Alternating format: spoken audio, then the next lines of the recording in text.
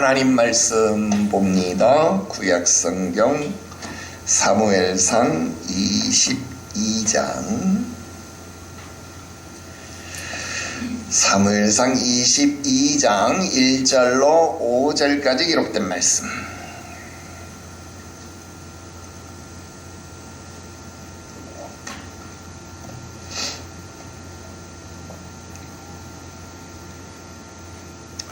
사무엘상 22장 1절부터 5절 우리 함께 한 목소리로 합독합니다. 읽어요. 시작. 그러므로 다윗이 그곳을 떠나 아둘람 굴로 도망하매 그의 형제와 아버지의 온 집이 듣고 그리로 내려가서 그에게 이르렀고 환난당한 모든 자와 빚진 모든 자와 마음이 원통한 자가 다 그에게로 모였고 그는 그들의 우두머리가 되었는데 그와 함께한 자가 400명가량이었더라.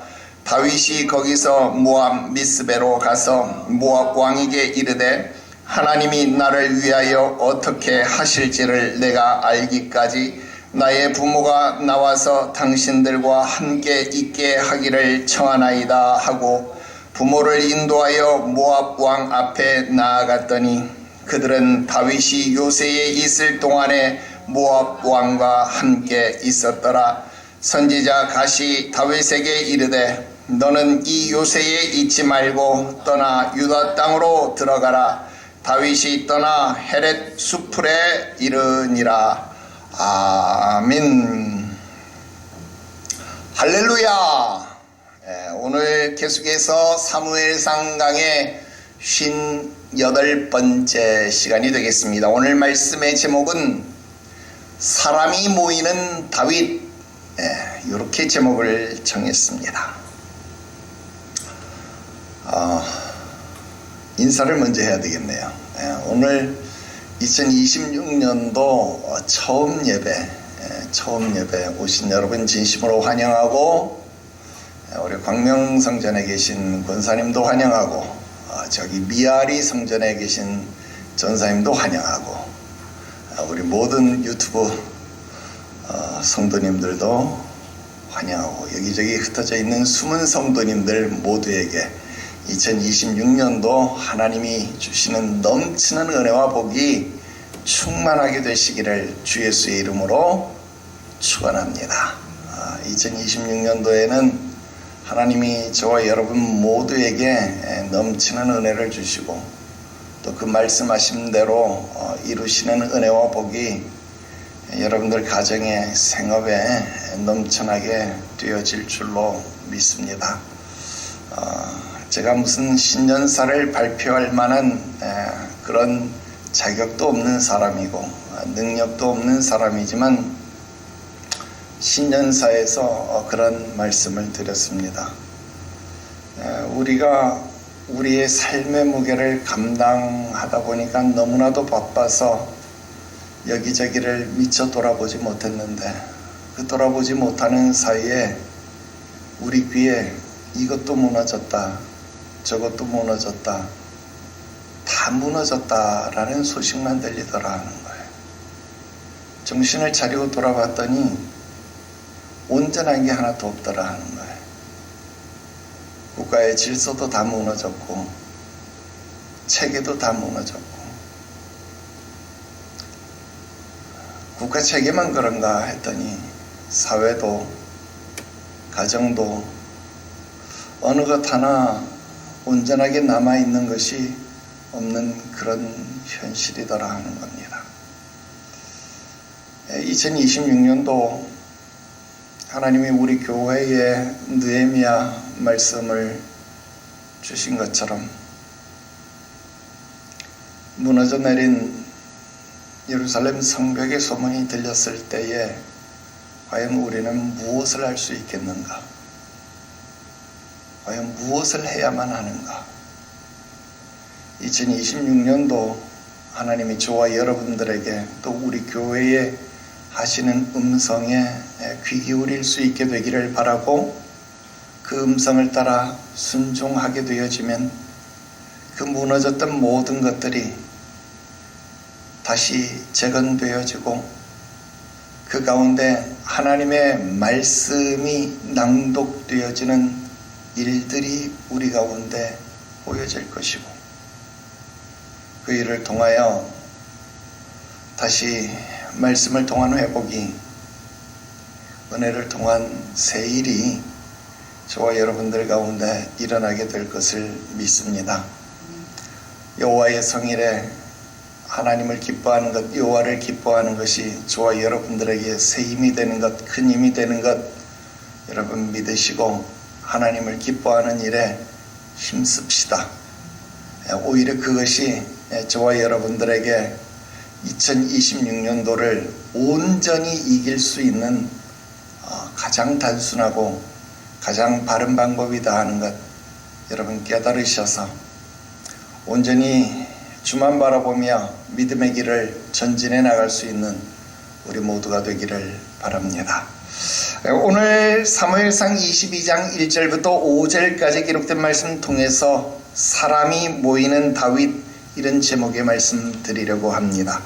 여러분, 지금 우리가 사무엘상 공부를 하고 있는데요, 이 22장은요 하나의 맥락을 가지고 정리를 해볼 수 있습니다. 22장은요 길게 대비가 되어져 있지만 딱 이 하나의 맥락이에요. 사람이 모이는 자, 그리고 사람이 떠나는 자, 이렇게 대비가 되어집니다. 1절부터 5절까지는요 다윗에 대한 내용을 다루고 있습니다. 그런데 다윗에게는요 다양한 이유를 통해서 사람들이 모이고 있더라 하는 겁니다. 그리고 6절부터 23절까지는 사울을 기록하고 있는데요, 사울은 이런 이유 저런 이유로 사람이 죽어나가고 또 사람이 떠나서 오히려 다윗에게로 합류하고 귀의하는 그런 일들이 나타나고 있다 하는 겁니다. 오늘은 그 첫 부분에 해당되는 사람이 모이는 자, 사람이 모이는 다윗에 대한 이야기를 여러분들에게 해드리려고 합니다. 과연 다윗에게는 어떤 이유로 사람이 모이고 있는가? 과연 다윗에게는 어떤 이야기가 담겨져 있는지 오늘 빠르게 여러분들에게 시작해서 말씀드리려고 합니다. 첫 번째로 다윗은 하나님께로 피하는 자였다라는 것입니다. 자, 1절 보겠습니다. 1절. 자, 1절 말씀 보니까 그러므로 이렇게 말씀이 시작되고 있습니다.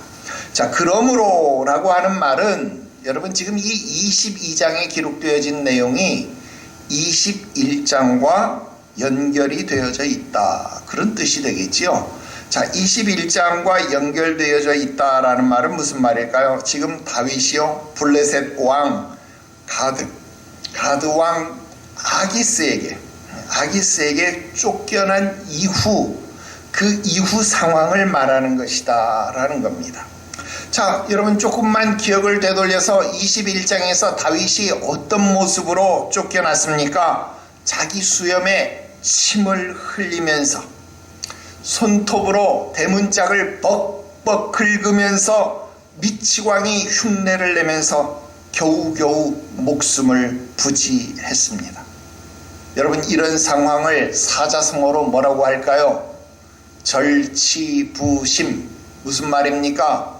이를 갈면서, 이를 꺾으면서, 이를 갈면서 마음이 썩어 문드러졌다, 마음이 상했다, 뭐 이런 뜻 아닙니까? 절치부심. 절치부심하며 여러분 그런 뜨거운 심정으로 눈물을 흘리며 피가 솟구치고 몸이 뒤틀리는 그런 수치를 참아가면서 그 가드 땅을 빠져나왔다라는 것입니다. 여러분, 아무리 눈물을 닦아내도 솟구쳐 내리는 그 눈물이 마르지 않더라는 겁니다. 여러분이면 안 그렇겠나요? 나는 남의 일인데도 내가 늙어서 그러는지 내가 감정을 조금만 대입하면 나도 막 눈에서 눈물이 솟구쳐 나온다라는 겁니다. 자, 그런 슬픔을 갖고, 그런 분함을 갖고, 그런 억울함을 갖고 지금 다윗이 이르는 곳이 어디라고요? 1절에 보니까 그가 아둘람 동굴에 이르렀다 그랬어요. 자, 여러분, 성경이요, 그냥 동굴에 이름을 붙여줄 리가 없잖아요. 여러분, 성경에 이름을, 동굴에 그냥 이름을 붙일 이유도 없고, 그 많은 동굴에 이름이 있을 리도 없다라는 겁니다. 그런데 성경에 이름이 붙어 있는 동굴이 있다? 그러면 그렇게 이름이 붙어야만 할 이유가 있을 것이다 라는 거예요. 여러분, 성경에 이름이 있어야 할 만한 이유가 없는데 이름이 있는 이유는 그만한 상황, 사정이 있다라는 겁니다. 여러분, 야곱이 외삼촌 집을 향해서 가고 있어요. 근데 그냥 들에서 잠을 자고 있는 거예요. 들에서 유숙을 하는 거예요. 근데 그 들이 어딘지 어떻게 알겠어요? 근데 그 들의 이름이 루스래요. 루스. 여러분, 그 루스라고 하는 이름 굳이 기록하지 않아도 되잖아요. 그런데 성경은 그 이름을 굳이 우리들에게 알라고 그 이름을 가르쳐 주는 거예요. 그 성의 옛 이름은 루스더라. 우리가 몰라도 되는데, 야곱이 꿈꾼 그 성의 이름 베델이다. 그냥 그 이름만 알아도 되는데 우리 보고 굳이 그 옛날 이름, 그 성의 옛 이름은 루스더라. 그 성의 이름 몰라도 되잖아요. 그런데 그 성의 이름을 우리 보고 알려줘요. 왜? 알아야 된다는 거예요. 왜 알아야 될까? 여러분, 그 루스라고 하는 말은 무슨 말이냐면 편도나무. 편도나무는 요즘 말로 하면 아몬드 나무라고 하는 뜻이에요. 아몬드 나무. 여러분, 근데 중동 지방에 가보면 아몬드 나무가요, 지천에 깔린 게 아몬드 나무래요. 이거 어떻게 확인해요? 성지순례 가면 확인할 수 있대요. 그 편도나무가 지천에 깔렸는데 그 성의 이름은 루스더라. 그러면 무슨 말이 되는 거예요? 아, 여기도 루스가 있고 저기도 루스가 있고 저기도 루스가 있는데 여기가 베델인지 저기가 베델인지 우리가 어떻게 확인할 겁니까? 확인할 길이 없잖아요. 그런데도 불구하고 거기가 루스더라. 여러분, 이게 무슨 말일까요? 그냥 아무 데서나 볼 수 있는 그냥 그 흔한 아몬드 나무다. 그 성의 이름은 그냥 아무 데서나 볼 수 있는 아몬드 나무다. 그 말은 무슨 말이냐면 이 들은 이름 없는 성이더라. 이름이 없는 것과 똑같은 것이다. 그런 뜻이잖아요. 그런데 그곳의 이름이 뭐가 된 거예요? 베델. 베델은 뭐예요? 하나님의 집. 그런 뜻이잖아요. 그곳이 하나님의 집이 되었다는 거예요. 이름 없는 곳이, 이름이 없어도 되는 곳이, 아무도 기억하지 않는 곳이 이런 사건이 있으니까 하나님의 집이 되었고, 하나님의 집이 되니까 그 성의 중심지가 되었을 뿐만 아니라 나중에는 이곳이 아예 한 성읍의 이름까지 되어버렸다. 이름 없는 곳이 한 성읍이 되어버렸다. 여러분, 이것을 성경이 강조해 주기 위해서 우리에게 그 성의 옛날 이름은 루스야, 이걸 가르쳐 주는 겁니다. 무명한 존재가 유명한 존재가 되었다. 이걸 가르쳐 주고 싶다라는 겁니다. 즉, 그 성읍이 발전된 것이다. 여러분, 야곱이 뭐라고 기록했어요? 하나님, 나 이곳에 완전하게 돌아오게 하면 지금 세운 이 돌기둥이 하나님 전이 될 것이요 그랬잖아요. 그 기도가 그대로 응답되었다라는 것을 확인시켜주는 것이 이 루스라는 이름과 베델이라는 이름의 비교라는 겁니다. 자, 그러면 지금 다윗이 피난길이잖아요. 도망 다니고 있는 길이잖아요. 이 피난길에서 여러분, 지금 그 거쳐가는 길이 한두 군데일까요? 그런데 그 길 가운데 만나는 동굴이 한두 곳이겠느냐 하는 거예요. 여러분, 이 중동 지방에는요, 동굴이 굉장히 많아요. 동굴이 굉장히 많으니까 뭐가 발달됐어요? 카타콤. 몰라요? 카타콤? 이거 언제 확인해요? 성지순례 가서 확인해요. 그 이번 하마스 폭격할 때도 그들이 어디로 숨어들었어요? 지하 동굴로 숨어들었어요. 그러니까 이스라엘군이 거기다 뭘 집어넣은 거예요? 바닷물 집어넣었어요. 그래서 걔네 다 익사시킨 거 아닙니까? 왜? 동굴이 너무너무 많아.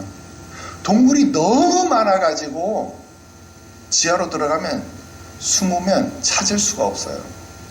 그러니까 동굴이 그렇게 막 지천에 깔렸는데 거기에다 여기가 석회암지대니까 조개 껍데기로 조금만 파도 그냥 동굴이 생겨요.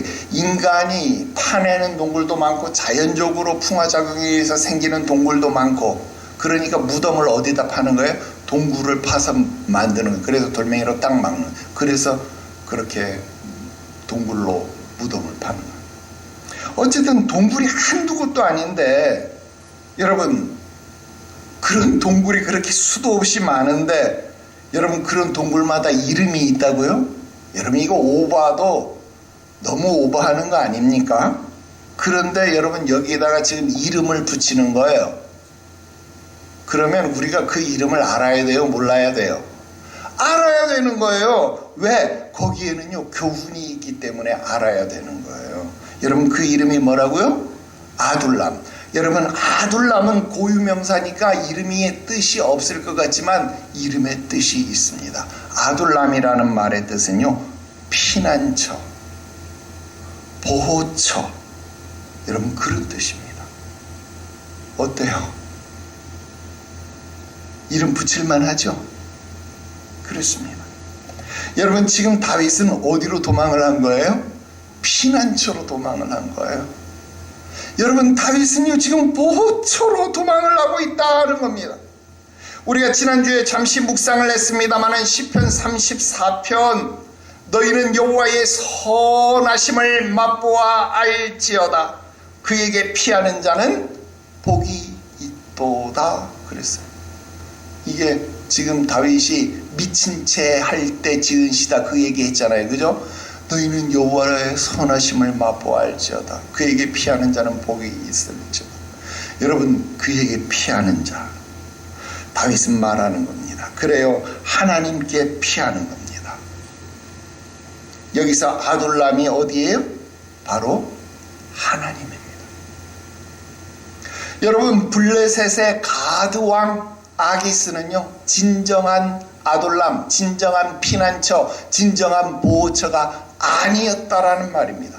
그러니까 그곳에 가서 울면서 나오는 거예요. 피눈물을 쏟으면서 나오는 거예요. 왜? 피난처가 아니니까, 보호처가 아니니까. 그런 대로 피해봤자 피눈물만 쏟는다 이 말입니다. 피난처 있으니 환난을 당한 자 이리 오라.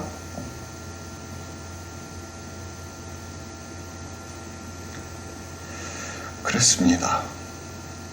피난처이신 하나님께로 피해야 사는 겁니다. 여러분 조금 있다가 나올 모압의 미스베 거기도 진정한 피난처가 될 수 없습니다. 진정한 피난처는요 오로지 만군의 여호와 하나님밖에 없습니다. 지금 다윗은 그 아둘람으로 그 피난처로 그 보호처로 지금 도망하고 있다 하는 겁니다. 지금 여러분들은 어디로 도망가고 있습니까? 여러분들은 어디로 피하고 있습니까? 도울림이 없는 인생을 방백들을 의지하지 말아야 하는데 여러분들은 누구를 의지하고 있느냐 하는 것입니다. 다윗이 아둘람으로 도망을 갔더니 중요한 것이 무엇입니까? 거기로 사람들이 모이기 시작합니다. 왜? 거기가 피난처니까. 다른 데로 가면 사람들이 쫓겨나고 다른 데로 가면 사람들이 죽어나가고 다른 데로 가면 사람들이 피눈물을 흘리지만 피난처로 가면 사람들이 모이는 겁니다. 갑자기 사람들이 모이기 시작해서 다윗은 그곳에서 우두머리가 되었다고 했습니다. 천천히 하나씩 살펴볼 겁니다. 누가 모여들었습니까? 그의 형제, 그의 아버지, 그의 온 집이 듣고 그리로 내려가서 거기에 이르렀다. 환난을 당한 자, 빚진 자, 이런 사람들 다 모여든다는 거예요. 왜? 그들이야말로 피난처가 필요한 사람들이에요. 오늘 피난처를 찾는 사람들, 궁극적으로 하나님을 찾는 심령이 되어야 아둘람을 찾게 되는 것, 여러분 기억하셔서 오늘 다윗처럼 하나님을 향하여 피난하시기를, 달려가시기를 주 예수의 이름으로 축원합니다. 오늘 여러분들의 가정이, 사랑하는 남편이, 아내가 그 마음의 위로를 얻을 수 있는 피난처가 되기를 바랍니다. 자녀들이 그 마음의 위로를 얻을 수 있는 피난처가 되시기를 주 예수의 이름으로 축원합니다. 우리 교회가 여러분들의 마음에 쉼을 얻는 피난처가 되시기를 바랍니다. 수고하고 무거운 짐진 자들아 다 내게로 오라, 내가 너희를 쉬게 하리라. 우리 주님 예수께서 말씀하십니다. 오늘 이곳이 주님 예수께서 우리에게 제공하신 피난처이기 때문에 그렇습니다. 주께 나아오시기를 주 예수의 이름으로 축원합니다. 두 번째 말씀 드립니다. 다윗은 아둘람에서 우두머리가 되었더라 하는 겁니다. 자, 2절입니다. 그들의 우두머리가 되었다, 그렇게 기록합니다. 우두머리, 원어로 보면 샤르라고 하는 말입니다. 자, 이 우두머리라고 하는 말, 이 말이 굉장히 중요한 단어입니다. 일단 이 단어의 사용처를 살피는 것, 용례를 살피는 것, 그게 중요합니다. 이 샤르라고 하는 말은 지도자, 수령, 두목, 군주, 방백, 통치자, 지배자, 군대장관, 이렇게 작은 권력에서부터 시작해서 조금 중간 권력, 또 심지어는 큰 권력까지 다양한 의미를 가진 두목, 수령들을 가리키고 있습니다. 그래서 이게 복수형으로 쓰이게 되면요, 예를 들어서 이스라엘, 이사갈, 블레셋, 모압 족속, 암몬 족속, 이런 곳의 왕들을 가리키는 것이다. 그것도 특히 군사 지휘권을 가진 그런 지위를 이야기한다 하는 겁니다. 그래서 우리가 사사기 공부할 때 여러분 야빈 여기 시스라 야빈 할 때 여러분 이 시스라가 여기에 정수리에 관자놀이에 말뚝 탁 박혀서 죽은 기억하죠? 자, 그때 이 야빈을 뭐라고 했냐면, 야빈을 가나안과 하솔왕 야빈, 그래서 하솔왕 야빈, 그리고 그의 군대 장관 시스라, 이렇게 했잖아요. 그의 군대 장관 시스라, 그렇게 했어요. 자, 시스라가 군대 장관이었는데 거의 시스라가 왕에 준하는 권력을 가진 자로 우리에게 이해가 되었다라는 거예요. 그런데 자, 지금 사무엘서도 보면 사울은 왕으로 표현되고 있고, 이 아브넬을 그의 군대 장관이다.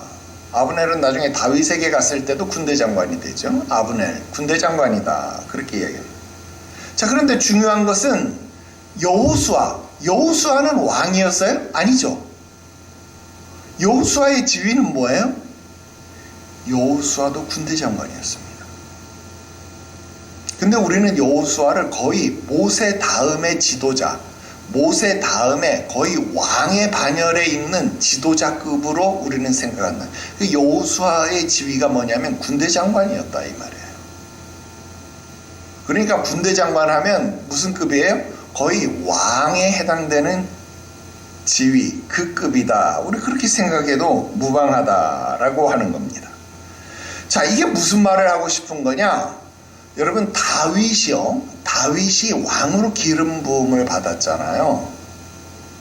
그런데 여러분, 사울 밑에서 지위를 받기는 받았는데 그전에는 군대의 장관이 됐는데 이런 장관은 아니고 백부장이 되었고 천부장이 되었어요. 천부장까지가 올라갔어요.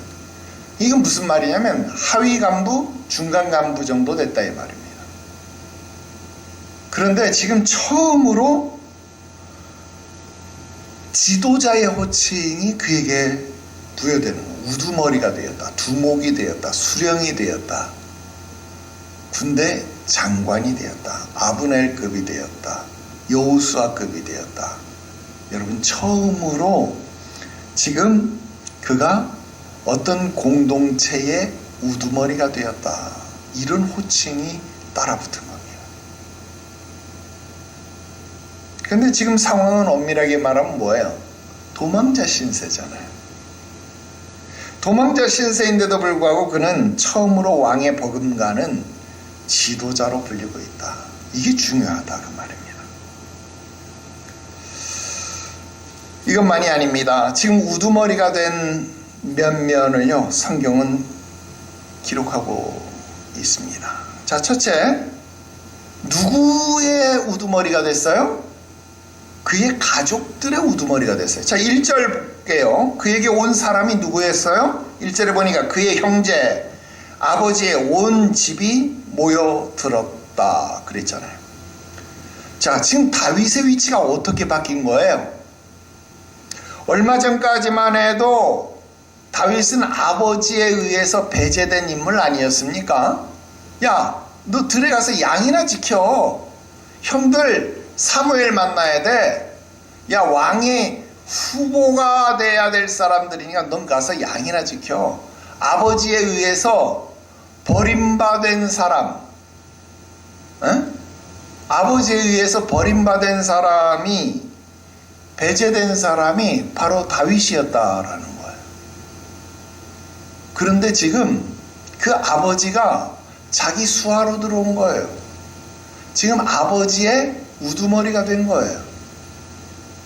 그리고 얼마 전까지 다윗은 형들에게 양식이나 날라다주는, 전쟁터에 있는 형들에게 양식이나 보급품이나 전달해주는 그런 심부름이나 다니는 심부름꾼 아닙니까? 그런데 지금은 어때요? 그들의 우두머리가 된 겁니다. 특히 큰형 엘리압은 얼마 전까지만 해도 자기를 크게 나무라던, 야, 네가 교만하기가 짝이었구나, 큰형 앞에 잔소리를 들어야 했던 그런 인물 아닙니까? 그런데 지금 어때요? 큰형의 우두머리가 되었다 그 말 아닙니까? 여러분, 그 옛날 요셉이 꿈을 꾸었을 때 해와 달과 11별이 자기에게 절한다. 여러분, 그 꿈이 지금 다윗에게도 이루어지고 있다 이 말입니다. 정말로 놀랍도록 바뀐 거죠. 두 번째는 사연 있는 자들이 모여들었다는 거예요. 2절에 보니까 모든 환난당한 자 그랬어요. 환난당하다 하는 말은 마초크 이런 말인데 억지로 강요받았다 그런 말입니다. 즉 사울이 지금 폭정을 일삼고 있다는 거예요. 여러분, 정치적으로 상당한 고통을 당하고 있다 하는 말이 되겠지요. 여러분, 지금이 어떤 상황에 사울이 지금 계속 전쟁을 일삼고 있잖아요. 우리 앞에서 보면 지금 사울이 계속 전쟁을 일삼고 있잖아요. 옛날이나 지금이나 전쟁을 계속하게 되면 누구만 고생해요? 백성들만 고생을 하잖아요. 자, 전쟁을 계속 하다 보면 여러분 어떻게 돼요? 계속 군수를 일으켜야 되니까 세금을 발생시켜야 될 거 아닙니까? 그러니까 세금을 발생시켜야 되니까 이것을 감당하지 못하는 백성들이 나오니까 당연히 빚진 자가 발생될 수밖에 없겠죠. 여러분, 세금만 강제로 징수하나요? 아니죠. 사람도 강제로 징용을 해야 되죠. 징발만 할 뿐만 아니라 징용도 해야 되잖아요. 강제로 끌고 나가야 되잖아요. 그러니까 여러분 어때요? 남편을 빼앗기고 자식을 빼앗기고 아들을 빼앗기니까 마음에 원통한 자가 생겨납니까? 안 생겨납니까? 생겨날 수밖에 없죠. 그러니까 마음에 원통한 자들이 생겨난다. 여러분, 이것도 전쟁으로 설명이 가능합니다. 그런데 여러분, 남편과 아들을 징용당해서 원통한 것만 있을까요? 아니죠. 이들이 나가서 죽었어. 그런데 보상도 제대로 안 나와. 여러분, 그럼 어떻게 됩니까? 여러분, 이러면 옛날이나 지금이나 이렇게 되면 폭동의 반초가 되는 것은요, 불보듯 뻔합니다. 그럼 어떻게 돼요? 이런 사람들이요, 지금 사울을 떠나서 다윗에게로 몰려드는 겁니다. 자, 그런 자들의 숫자가 지금 몇 명이에요? 400명. 자, 그런데 성경에서 400명이면 이게 어떤 숫자예요? 전쟁에 나갈 만한 사람의 숫자니까 항상 4인 가족 기준으로 최소한으로 몰아봐도 4배를 더해서 봐야 되니까 4, 46, 1600명 이상이 몰린 거예요. 피난처에 지금 1600명 이상이 몰린 거예요. 정말 대단한 거죠. 피난처에 1600명 이상이 몰린 겁니다. 다윗에게 지금 1600명 이상이 몰린 것이다 하는 겁니다. 이런 사람들의 우두머리가 되어진 것이다 라는 겁니다. 물론 이 사람들이 전부 다 좋은 사람은 아닐 거예요. 그 내용들은 나중에 뒤에 본문들에 가서 자세하게 다루겠습니다만은 어쨌든 이런 사람들의 우두머리가 되었다 하는 겁니다. 자, 마지막 세 번째, 다윗의 행동 원칙을 보자 하는 겁니다. 자, 3절. 자, 3절의 기록은 매우 흥미롭습니다. 우선 다윗의 효성이 보여요. 피난길, 그리고 지금 다윗은 역성혁명, 그러니까 사울에서, 베냐민 지파에서 다윗, 유다 지파로 역성은 아니고 지파가 바뀌는 그런 혁명을 진행하는 과정 아닙니까? 당연히 부모의 생명을 담보할 수 없는 시간 아닙니까? 부모의 안위가 걸리지요. 다윗은 부모를 안전한 곳으로 대피시키려고 하고 있습니다. 특히 지금 1600명 이상이나 다윗에게로 몰려왔기 때문에 여러분, 이런 사람들이 몰려들면 다윗의 위치가 노출되기가 쉽겠어요? 안 쉽겠어요? 당연히 쉽지요. 그러니까 6절에 보면 다윗이 나타났다 함을 들었다. 바로 위치가 노출된다는. 그래서 다윗은 부모의 생명을 염려하지 않을 수 없다라는 겁니다. 그래서 다윗이 부모를 안전하게 대피시켜요. 어디로? 모압으로. 그럼 왜 하필이면 모압으로 갔을까?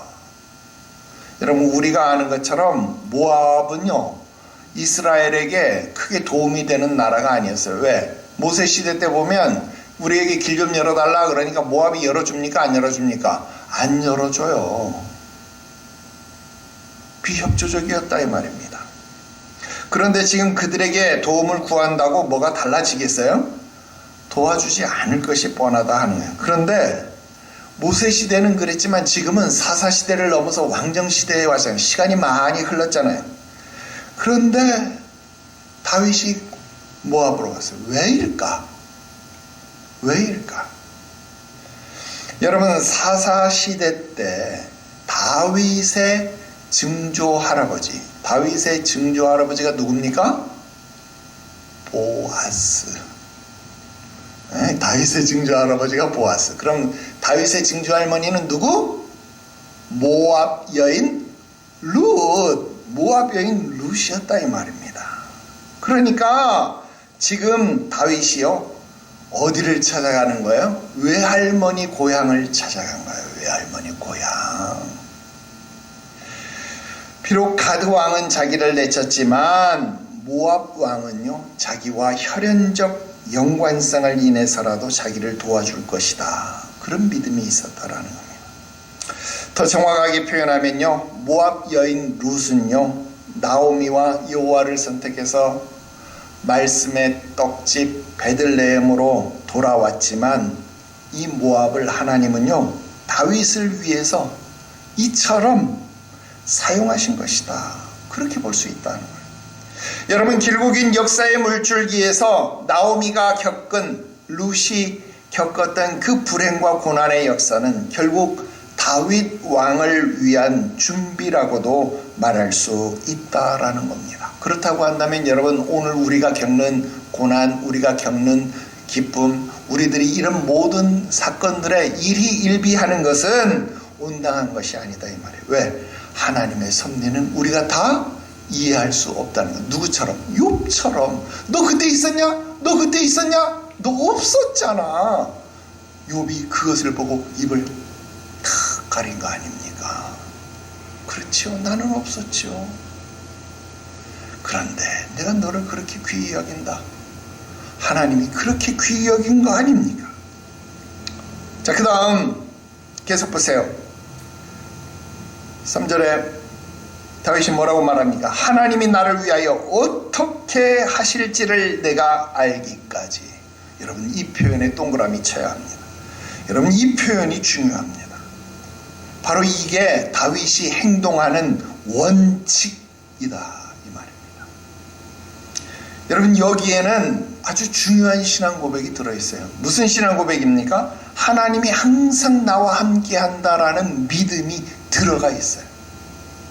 하나님이 나에게 어떻게 하실지를 내가 알기까지. 그 말은 뭐예요? 하나님이 항상 나를 위해서 일하신다, 하나님이 항상 나와 함께 하신다라는 것을 기본적으로 밑에 깔고 있잖아요. 누가? 다윗이. 그 다음, 하나님이 자신의 앞길을 밝히 보여주셔서 선한 길로 인도하실 것이다 라는 것을 분명히 믿고 있다라는. 여러분, 다윗 굉장하지 않아요?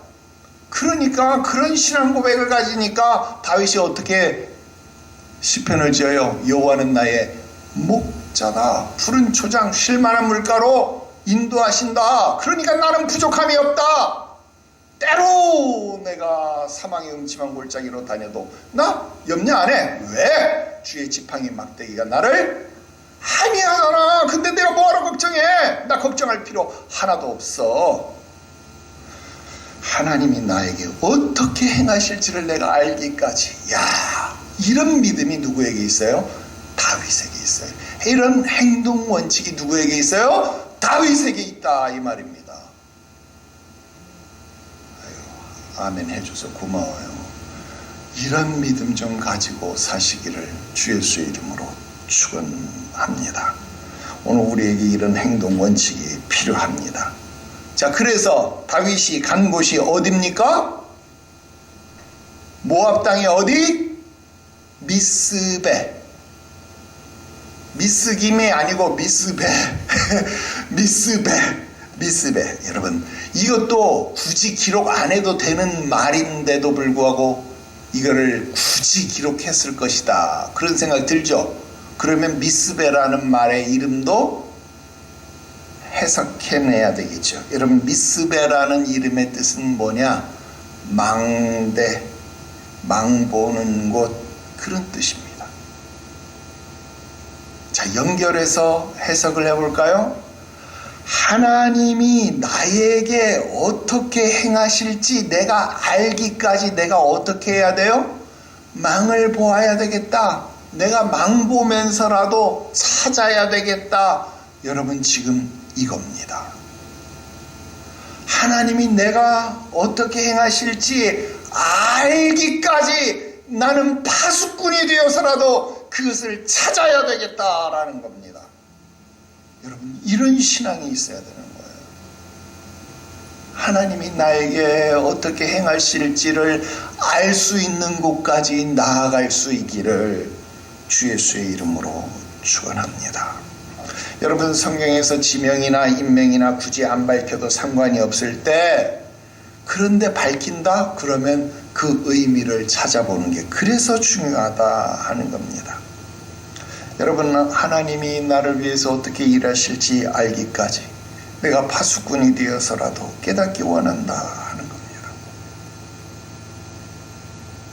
자, 그렇게 기다렸더니 다윗이 찾고 찾았더니 하나님이 어떻게 했어요? 5절에 하나님이 어떻게 했어요? 선지자를 보냈어요. 선지자 갓을 보냅니다. 그리고 하나님의 뜻을 전달해 줍니다. 너는 이 요새에 있지 말고 떠나서 유다 땅으로 들어가라. 그랬더니 다윗이 즉각 순종해서 헤레 수풀에 이르렀다 그랬습니다. 자, 일단 하나님은 다윗에게 지금 직접 말씀하시지 않고 선지자를 통하셨다라는 겁니다. 자, 지금은 사사시대가 아니에요.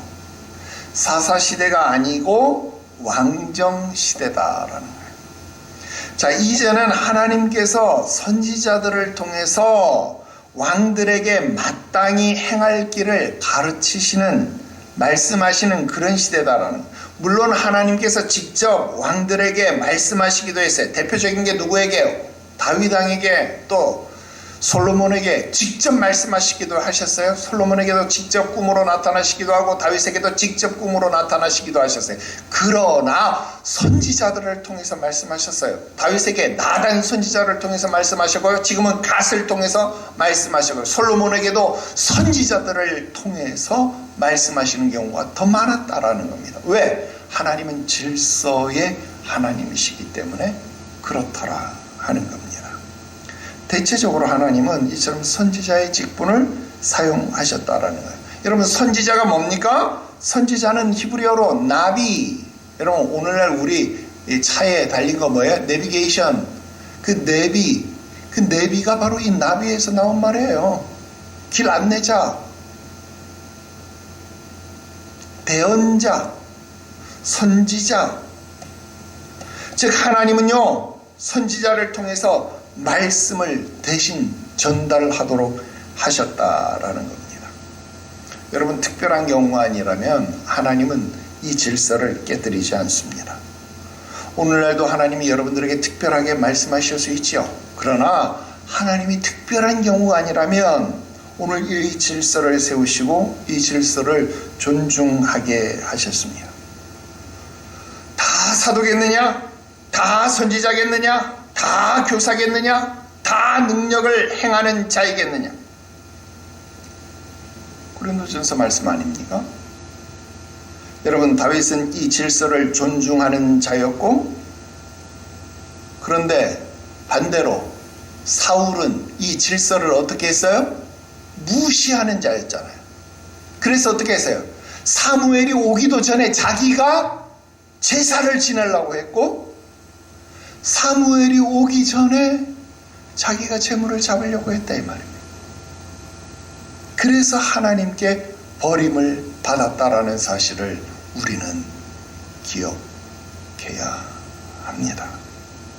자, 그 다음, 자, 하나님이 보내신 선지자의 이름이 누구였어요? 갓. 갓은요, 우리 12지파 중에 갓지파도 있었잖아요. 야곱의 12아들 중에 갓이 있었는데, 이 갓이라는 이름의 뜻이 뭐예요? 행운. 다 잊어먹었어요? 야곱의 12아들 중에 갓이라는 이름의 뜻은 행운 또는 복, 그런 뜻이 있습니다. 여러분, 하나님의 말씀이 내게 들려지는 것은 뭐예요? 복입니다. 하나님의 말씀이 내게 들려지는 것은 축복이에요. 복이에요. 아멘. 하나님의 말씀이 내게 들려지는 것은 복입니다. 그래서 복음이에요. 그런데 하나님의 말씀이 내게 들려지는 게 아무에게나 복음이에요? 엘리에게 들려진 말씀이 복음이었어요? 아니에요. 심판이었잖아요. 여러분, 복음은 아무에게나, 하나님의 말씀은 아무에게나 복이 되는 게 아니라 미스베 하는 사람에게 복이에요. 미스베 뭐? 찾는 자들에게, 망보는 사람에게, 파수꾼처럼 간절히 기다리는 자에게, 깨어서 그것을 찾는 자들에게나, 그래서 목자들처럼 깨어서 주오심을 기다리는 자에게 큰 기쁨의 소식이 되는 거예요. 그래서 미스베하는 사람에게 복이 되는 거예요. 다윗처럼 하나님이 나를 위하여 어떻게 하실지를 내가 알기까지, 내가 파수꾼이 되어서라도 내가 미스베하겠다 하는 사람에게 가시된다라는 겁니다. 자, 복된 소식이 됐습니다. 다윗이 순종했습니다. 요새라는 말 무슨 말이에요? 안전한 곳이다 그 말이잖아요. 안전한 곳을 떠나서 다시 위험한 곳 유다 땅으로 들어갔습니다. 뭐 호랑이 잡으려면 어디로 가야 돼요? 호랑이 굴로 들어가야 된다 뭐 그런 거예요? 다시 사울이 기다리는 곳 유다 땅으로 들어가라 하는 겁니다. 어쩔 수 없죠. 하나님이 가라니까 가야 되는 것 아닙니까? 그토록 기다리는 하나님 명령이니까 내 생각하고 다르더라고 할지라도 가야 되는 것 아니겠습니까? 그래서 갔습니다. 도착한 곳이 어디래요? 헤렛이래요. 헤렛 하니까 내가 대단한 뜻이 있는가 해서 찾아봤더니 헤렛이라는 말의 뜻은 숲. 자, 숲이라는 뜻인데 헤렛 숲을, 그러니까 숲을 같은 말이잖아요. 자, 여러분 위험한 곳으로 가라고 했는데 가보니까 그곳이 어디였어요? 숲풀이었다. 여러분 이것이 바로 여호와 이레 아닙니까? 위험한 줄 알고 갔는데 가보니까 그곳이 헤렛 숲풀로 가려져 있다 이 말입니다. 나를 사울이 찾지 못하도록 가려주었다 이 말입니다. 하나님이 나를 안전하도록 보호하시고 있다 그 말입니다. 여러분 이런 은혜가 여러분들 가운데 임할 수 있기를 주 예수의 이름으로 축원합니다. 이것이 사람이 모이는 다윗에게 임하는 은혜입니다. 오늘은 여기까지입니다. 기도 드립시다. 거룩하신 하나님 아버지, 사람이 모이는 다윗, 하나님이 함께 하시는 사람 다윗의 모습에 대해서 오늘 살펴보았습니다. 우리가 원하오니 하나님 함께하여 주시옵소서. 주의 영이 우리와 함께하여 주시옵소서. 하나님이 나에게 어떻게 행하실지 내가 확실히 알기까지 내가 파수꾼이 되어서라도 찾을 수 있게 하시옵소서. 2026년도 나에게 말씀하시는 하나님을 만나게 하시옵소서. 내게 들려지는 말씀이 나에게 복이 되게 하시옵소서.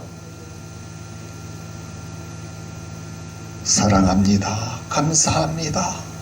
은혜를 주시옵소서. 거룩하신 예수님의 이름으로 기도드리옵나이다. 아멘.